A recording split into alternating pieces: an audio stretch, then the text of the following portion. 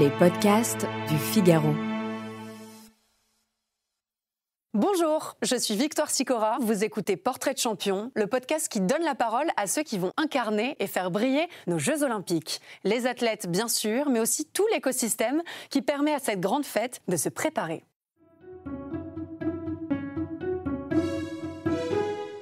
Mon champion est passionné de sport depuis tout petit. Sa passion, le vélo, c'est indéniable. D'abord en tant que cycliste valide, puis comme paracycliste. Après un lourd accident de la vie en fait 2, pour être tout à fait exact. Il est un modèle de détermination et de courage. Mon portrait, c'est Thomas Perroton-Darté. Merci beaucoup d'être avec nous. On est ravis de vous recevoir. Petit, vous êtes déjà très sportif et vous avez un modèle. Qui est cet homme ?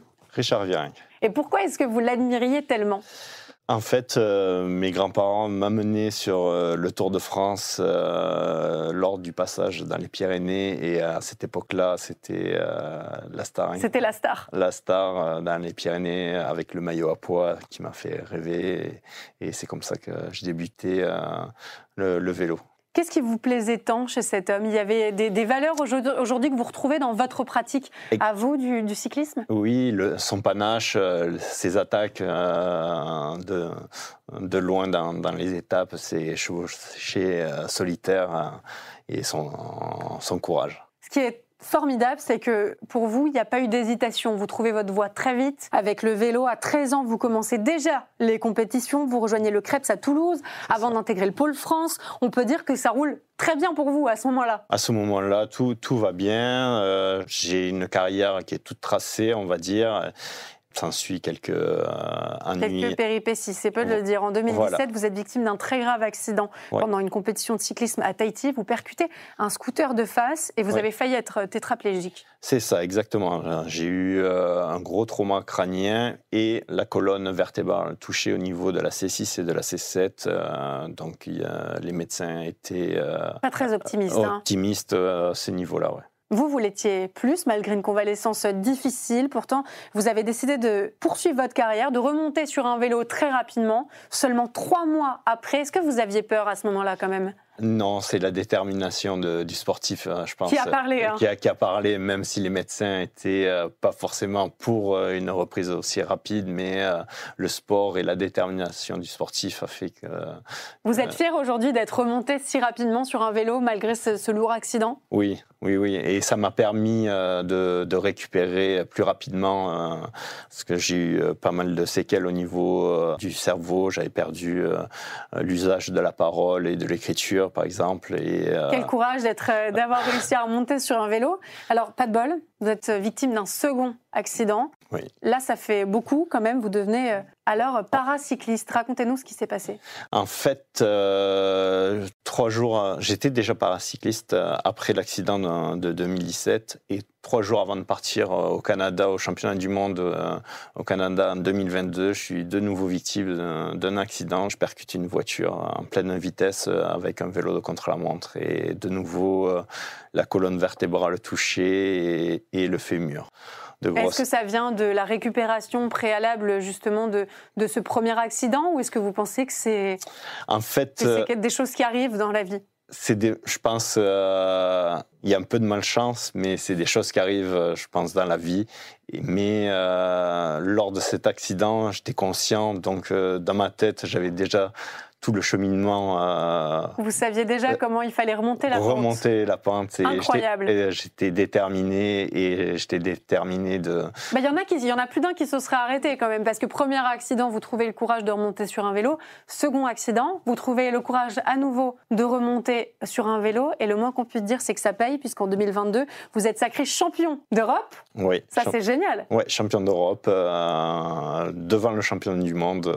Comment vous l'expliquez ? Parce qu'avec toutes ces péripéties de la vie... La détermination et le courage. Toujours le mental ? Le mental. Et vous n'avez jamais eu peur ? Vous n'êtes jamais dit que ça pouvait vous réarriver ? Il n'y a pas une peur un peu paralysante finalement de l'événement ? Si. Au fond de nous, on pense toujours à cet accident et on a une certaine retenue maintenant en compétition. On est plus prudent ? On est plus prudent, on va dire. Ce qui est impressionnant, c'est que les titres vont s'accumuler. Malgré tout, vous trouvez le temps et l'énergie de poursuivre votre carrière de policier. Oui, exactement. À côté. Vous arrivez à manager les deux. Comment est-ce que vous faites ? En fait, jusqu'en 2022, j'étais fonctionnaire de police au commissariat de Palaiseau. Okay.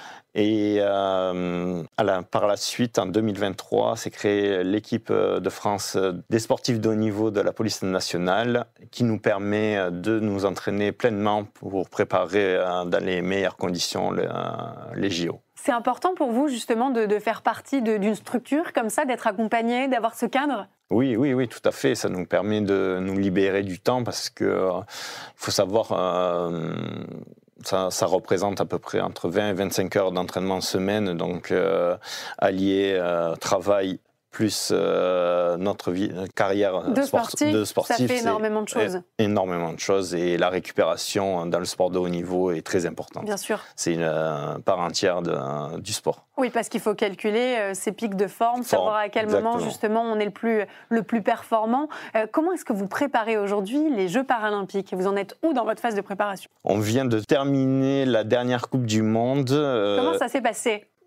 C'est plutôt bien passé. Okay. Bon, je finis encore deuxième derrière le champion du monde, l'anglais, que je dois battre lors des JO. Bon, la deuxième place, c'est quand même très joli. Hein. Bon, je reste premier au ranking mondial. Tout à fait.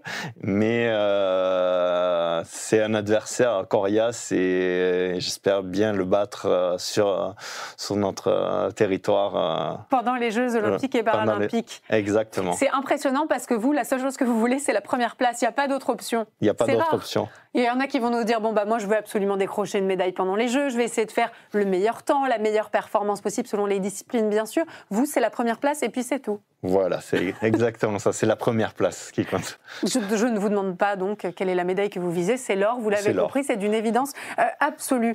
Aujourd'hui, comment est-ce que vous êtes accompagné avec votre handicap pour justement performer au mieux ? Quel est le soutien que vous avez ? Quelle est l'équipe qui vous entoure ? Donc on a un gros staff au niveau de l'équipe de France, de préparateurs physiques, de préparateurs mentaux, qui nous suivent tout au long de l'année et de nombreux stages qui nous permettent de nous entraîner dans les meilleures conditions, que ce soit des stages sur piste à Roubaix ou au Vélodrome national de Saint-Quentin en Yvelines. Donc vous êtes bien accompagné. Oui. Quel est le moment que vous attendez le plus pendant les Jeux paralympiques ? La course sur route. La course sur route. La course sur route, c'est ma spécialité. Et, où est-ce qu'elle va se dérouler ? Elle va se dérouler à Clichy-sous-Bois, dans le 93. Et c'est un circuit que je connaissais, car j'habitais pas très loin. C'est génial, c'est un joli clin d'œil. Voilà. Il y a quelques années, donc vous attendez avec grande impatience cette épreuve.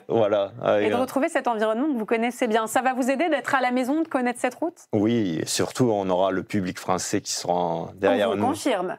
Et tout le monde est extrêmement motivé à soutenir les athlètes et les para-athlètes français, évidemment. Un mot pour décrire votre engouement pour ces Jeux olympiques et paralympiques. Qu'est-ce que vous ressentez de cette organisation parisienne des Jeux olympiques et paralympiques ? De la fierté et de beaucoup d'émotions. Ça va être magnifique et je pense que ça va être la fête du sport et du paracyclisme et du parasport. Et vous attendez que l'héritage aussi soit au rendez-vous de ces Jeux ? C'est ça qu'on parle des Paralympiques comme des sportifs de haut niveau à part entière, parce que c'est vraiment un sport. Et quand on voit les performances que vous réalisez, c'est peu de le dire. Voilà, c'est exactement. Que ce soit pour ma part dans le cyclisme, mais dans d'autres disciplines, il faut savoir que ces sportifs réalisent des performances dignes de valides.